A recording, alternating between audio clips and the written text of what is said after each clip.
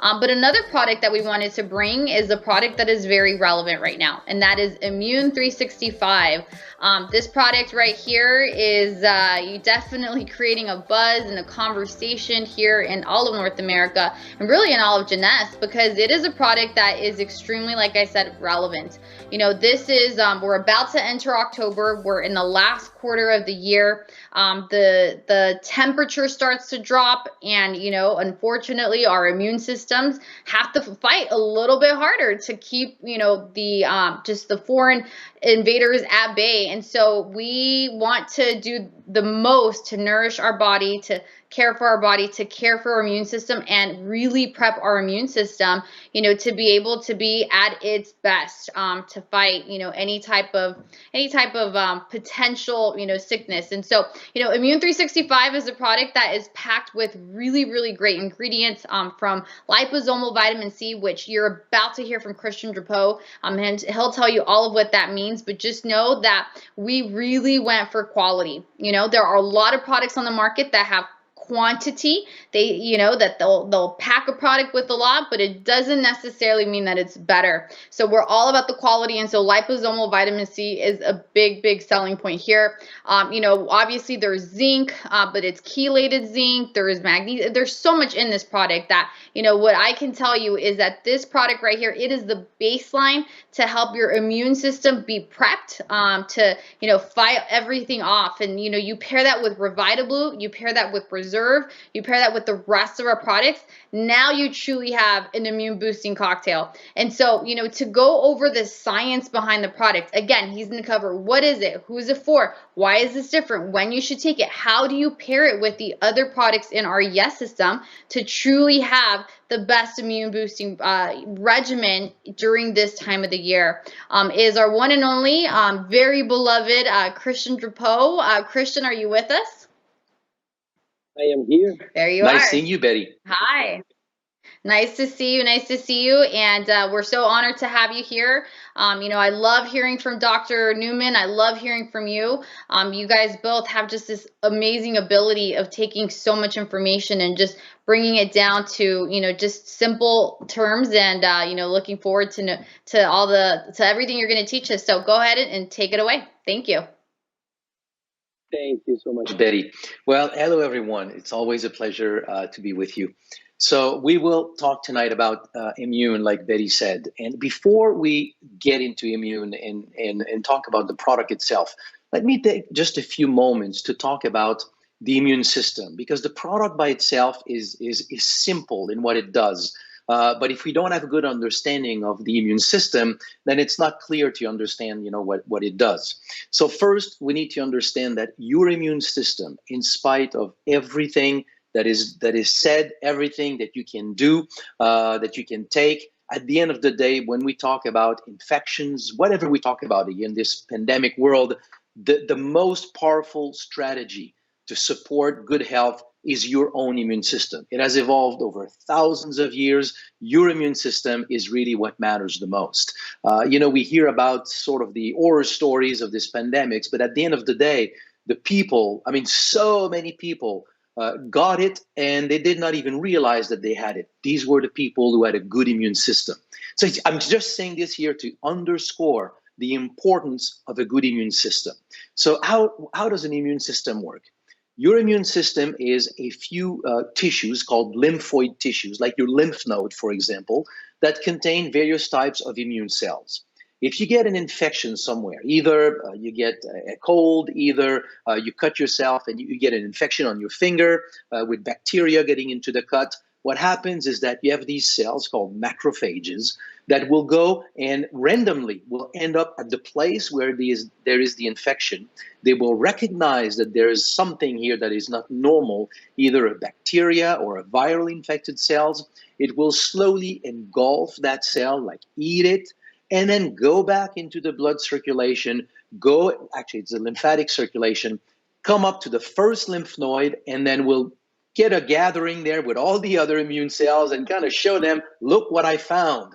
And then the other immune cells will develop a reaction to that strange material in the body. And now the immune cell leave that lymph node, go everywhere in the body, will end up where the infection is, and now these immune cells are pumped up to basically go, and anytime they see a bacteria or if a cell infected by that virus, they can recognize it right away and kill it right away. It will kill these cells by either releasing free radicals or other means that will basically kill that cell. These compounds that are released are oftentimes inflammatory. That's why you get oftentimes inflammation in the course of an immune response. So I'm saying all of this to understand that when we want to manage an immune response, we need to be able to trigger it fast, make it react fast, do the inflammation that it needs, and then suppress it. And when it releases free radicals, we need to understand that it's a double-edged sword, meaning it's like a fire. Fire in your house is great if it warms you up, if it cooks your food, but if it's outside of the oven or outside of the furnace, it's not good.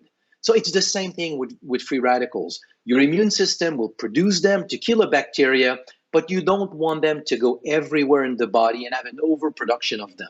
Your immune system is your biggest producer of free radicals. So all of this being said, what do we want into an immune product? We want a product that stimulates immune cells, allows them to have their action, suppress the secretion or the production of inflammation and free radicals so that the effect remains local, does not become systemic, and when the reaction is over, everything calms down and goes back to normal. That's a proper immune system. So now let's go over immune and what it does in the body. So first, the first ingredient, vitamin C. You've all heard of vitamin C. Your mother probably told you, and a lot of other people, if you get a cold, make sure you take your vitamin C. There's a lot of documentation on the role of vitamin C on colds or various kinds of infection. It really supports the immune system. But vitamin C, unfortunately, is not very well absorbed. At very low amount, we absorb it well. As soon as we start to take a lot, we don't absorb it very well. So you basically lose it and it goes back into your urine. So it's not a compound that is easy to take in order to rebuild it up in the body. It's true, except if you use liposomes. So let's get into a little bit, what is this famous liposomal technology that gives us this vitamin C and liposome? So a liposome is is a sphere of lipids. So you get a compound like vitamin C that is soluble in water. And keep in mind, if you put, let's say, a drop of oil on a glass of water, they don't mix. So you need to be able to make these molecules that are soluble in water to be able to penetrate the cell wall of cells, which is lipids. So in order to do this, you take these compounds and you wrap them up into a layer of lipids that suddenly make these compounds, you disperse them, like they can easily be absorbed in your digestive tract, but once they're there in the form of liposomes, they can easily merge with the cell membrane and be absorbed into the cell. So the next video here is going to show us how this is happening in the body. So you take these compounds, any compounds that is water soluble or does not have a good absorption can be turned into a liposome. So here are the liposomes, the way that they're formed with this lipid membrane. These lipid membranes are made by very common lipids like phosphatidylcholine, as an example. So once these molecules, like vitamin C here, is wrapped up into these liposomes, the lipid of these liposomes can merge very easily with the membrane of the cells, which makes a lot of these active compounds, vitamin C here, to be absorbed into the bloodstream. So as we can see here, the comparison between the two, with liposomes, you can absorb much, much more of these compounds. And we know that vitamin C, once you've put about 100 milligrams of vitamin C in your bloodstream, you're pretty much saturating vitamin C into your lymphocytes. So at the end of the day, it is all a matter of absorption. So that's what the liposomes here are doing. So here's a graph that shows the difference between the absorption of vitamin C bound with calcium, and then liposomal vitamin C. The bottom curve is normal vitamin C, then bound with calcium, and then liposomal. And you can see here the much greater absorption of vitamin C when it is in the liposomal form. So in a nutshell here, you don't need a whole lot of vitamin C if it is well absorbed. All you need to be sure is to take a form of vitamin C that is well absorbed, and that's what we have here with liposomal vitamin C. 500 milligram per sachet of Immune, which brings plenty, what the body needs here to properly support the immune system. So I'm showing here a few studies of the benefits of vitamin C on the immune system. I will not go through them. This is not about a class of chemistry. I'm showing this strictly for no other reason than for you to see that when we say that vitamin C or any other product is good for the immune system, it is based on science and scientific articles that are published in the scientific literature. Next ingredient in Immune is eldermune. Eldermune is a concentrate 65-to-1 of elderberry juice. Elderberry has been known for a long time to be good for the immune system, good for many aspects of human health, by the way, but good for the immune system essentially because of its content in polyphenols and anthocyanins. Specifically, we're talking about 3 of those compounds: quercetin, camphorol, and isoremnitin. Forget the names, they're not relevant. I just want, again, for you to get a sense here that when we talk about how these products are good for you, there is science behind these. These compounds have been identified, they have been properly studied. And so let's look a little bit at some of these studies. Again, purely here an illustration for you to see what is coming from the scientific literature. Quercetin is found a lot it's in berries, like in eldermunes, but you also find it, for example, in oranges, in the peel of lemon, oranges. It is one of the top flavonoids or polyphenols for overall health. But here, as we can see with these studies, for the immune system. You can see one that talks about inflammation. Keep in mind, inflammation and immune system, they go together. Any kind of overactivation of the immune system leads you to inflammation. You need to suppress inflammation globally in order to properly allow an immune reaction locally. So that's what these products are doing. So that's what we have with quercetin.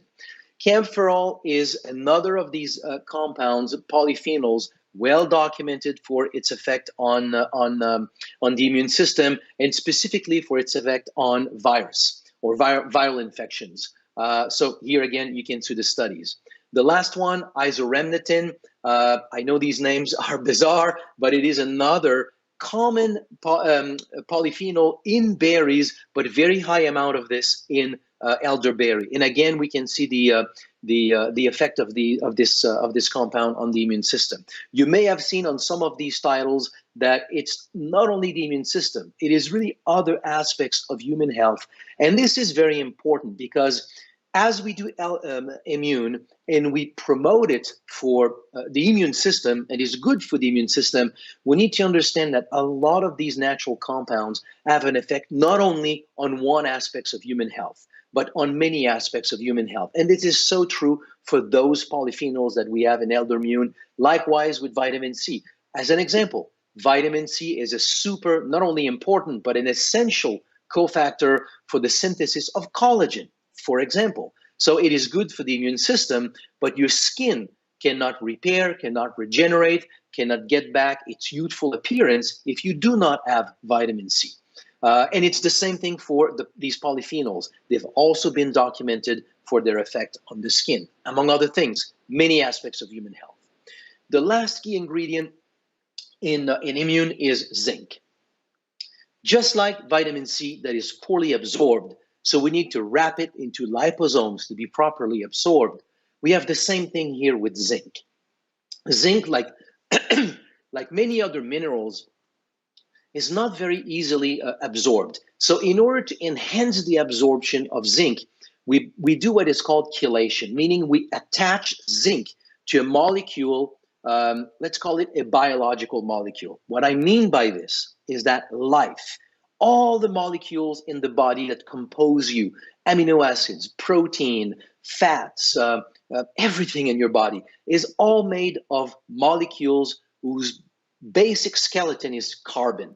Carbon is the basis of life. All these molecules that have carbon can be absorbed easily by the body.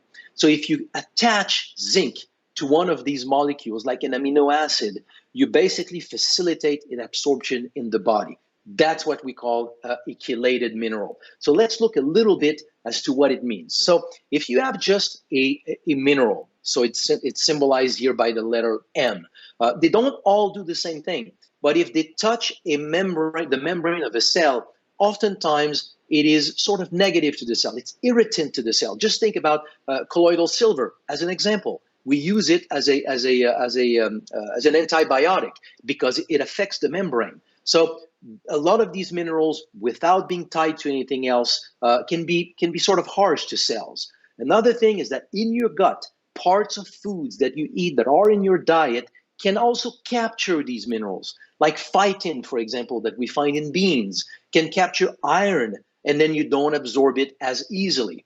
So you absorb these minerals, and sorry, let me go back to this previous one. Okay, now let me go back. Anyway, the video doesn't matter here. What I mean to say is that as you absorb these minerals and they're not chelated, a lot of them will not be able to properly be absorbed by the lining of the intestine, and you lose a lot of them. So you absorb just a few of them. So chelation essentially is a process by which these minerals are, you see the video is, no, I think it is going. There you go. Okay, so these minerals, when they're chelated, they're attached with these amino acids, so they are no longer harsh to cell membrane. And when they are in the digestive system, also in the digestive system, they cannot be captured by molecules, parts of your food, like phytin, for example, so they cannot be trapped. So whatever you consume is not lost. It is available for absorption. And when it does go into your gut and it does meet, the lining of the intestine, your body is designed to absorb these biological molecules. So you will enhance the absorption of minerals once they are chelated. So if you need minerals, I'm talking about zinc here, but any other minerals, make sure that you take a form that is chelated. This is how you can really best absorb minerals. Just think about when you get, for example, calcium in water, and you see the deposit, in your pipes at home. Well, that does not make you having more calcium in your body. It's actually harsh in your kidney because you cannot absorb that calcium. It's not biological calcium. It's not chelated or tied to any amino acid. So here we see on the video when the zinc is properly chelated, we can absorb it very well. And if we look at the literature and what it tells us on zinc, here again, you can see plenty of scientific literature documenting the role of zinc, or at least its benefit to the immune system. Zinc is essential for the machinery that prevents viral duplication. So if you insert zinc into the machine that a virus used to replicate, you basically bog down this machine. So this is why zinc is always recommended when you get a cold or a viral infection. So here you have it in a chelated form that allows you to absorb a lot of it. And added to this whole formula, we have a number of juices coming from berries that have all been documented to have one thing in common. They're all sources of polyphenols. Because as we showed in elderberry, it contains many polyphenols, but mainly those three that we talked about, quercetin, kaempferol, and isoremnitin.